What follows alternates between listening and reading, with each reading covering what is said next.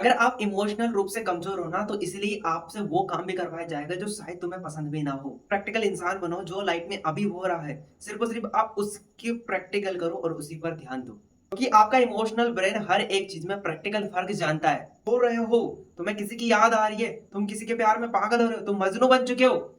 ये आपका emotional brain और प्रैक्टिकल ब्रेन दोनों रहते हैं ना, तब ये ऐसा काम होता है। अपने अंदर इमोशनल अटैचमेंट रखोगे ना, तो तुम अपने आप में बहुत ज़्यादा कमज़ोरी फ़ील करोगे। अगर आपने कमज़ोरी फ़ील करना स्टार्ट किया ना, तो तुम दूसरों से उम्मीद लगा के बैठ जाओगे और शायद दुनिया इस उम्मीद को कभी एक्सेप्ट नहीं करेगी आपके लिए। अगर आप अपने इमोशनल ब्रेन से बेस्ट थिंकिंग के थ्रू आगे बढ़ते हो ना, तो शायद आप अपनी उम्मीद अपने लोगों से नहीं लगाओगे। हाँ, बट हाँ, उस समय आपके लोग आपसे उम्मीद लगा के बैठ जाएँगे। अगर अजय मेघवंशी कुछ बताएगा तभी कुछ होगा वरना नहीं होगा। आगे कुछ बढ़ेंगे तभी होगा वरना कुछ नहीं होगा। हमें सेल्फ से कोई डिसीज़न नहीं लेना है। Only for Ajay Meghwanshi decision लेगा। तो इसे ही कहते हैं अपने इमोशनल ब्रेन को बेस्ट थिंकिंग के थ्रू ग्रोथ करो। तो आप दूसरों से उम्मीद मत लगाओ, आपसे लोग उम्मीद लगा के बैठने चाहिए।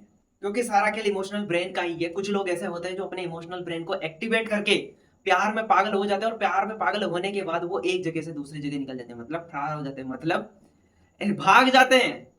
और फिर उन लोगों को एहसास होता है कि यार मेरा साथ कोई क्यों नहीं दे रहा, मेरे साथ जो पर्सन आए थे वो भी कहीं ना कहीं दिक्कत में आ चुके हैं और भी लोग दिक्कत में आ रहे हैं, सब मुझे गलत बोल रहे हैं, ऐसा क्यों हो रहा है मेरे साथ, कैसे हो रहा है। तो भाई तूने रॉन्ग डिसीजन लिया है अपने इमोशनल ब्रेन को एक्टिवेट करके।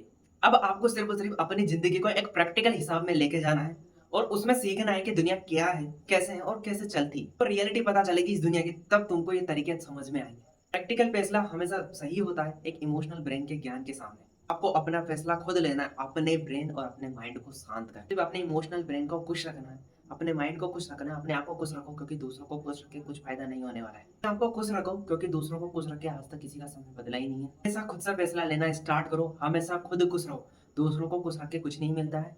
दूसरों को समय लेके, दूसरों से सलाह लेके, दूसरों से फैसला लेके शायद आपका समय भी नहीं बदलेगा। तो तुम्हारा साथ दे, तुम भी सिर्फ और सिर्फ उसी का साथ देना और किसी का साथ मत देना।